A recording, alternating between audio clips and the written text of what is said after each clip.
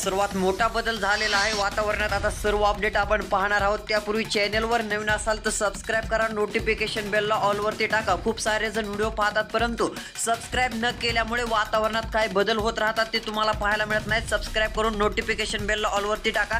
सध्या काही ठिकाणी जोरदार असा पाऊस सुरू आहे, तर काही ठिकाणी मुसळधार, तर काही ठिकाणी झडीच्या स्वरूपाचं वातावरण पाहायला मिळत आहे।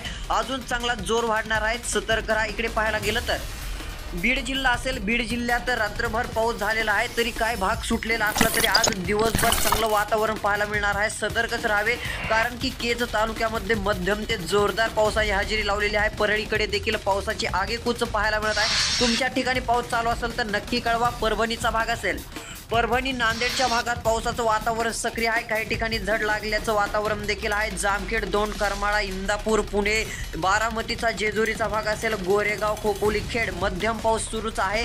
अजून पावसात तीव्रता वाढणार आहे। अहिल्यादेवीनगर, श्रीरामपूर, वैजापूर, नाशिक या ठिकाणी सध्या उघडीप जरी असलं तरी या ठिकाणी देखील वातावरण तयार होईल मध्यम, तर काही ठिकाणी जोरदार पावसाची शक्यता आहे। तसेच कोल्हापूर या ठिकाणी सतर्क राहावे। काही ठिकाणी ढगफुटीची देखील शक्यता आपल्याला कोल्हापूरच्या भागात पाहायला मिळू शकते। सर्व ठिकाणी नाही परंतु ढगफुटी सदृश्य पाऊस या भागात पाहायला मिळेल। नद्यांच्या पाणी पातळीमध्ये वाढ देखील झालेली आहे। नद्या पातळीच्या बाहेर जाऊ देखील लागलेल्या आहेत। तसेच इकडे पाहू शकता आता धाराशिव, सोलापूर, कोल्हापूर, सांगली, सातारा पाऊस या ठिकाणी आज होणार आहे। छत्रपती संभाजीनगर, लोणार पावसाची शक्यता आहे। मालेगाव, जळगाव, अकोला, अमरावती या ठिकाणी मध्यम स्वरूपाचं वातावरण राहील। काही ठिकाणी हलक्या सरी होत राहतील अशी शक्यता आहे।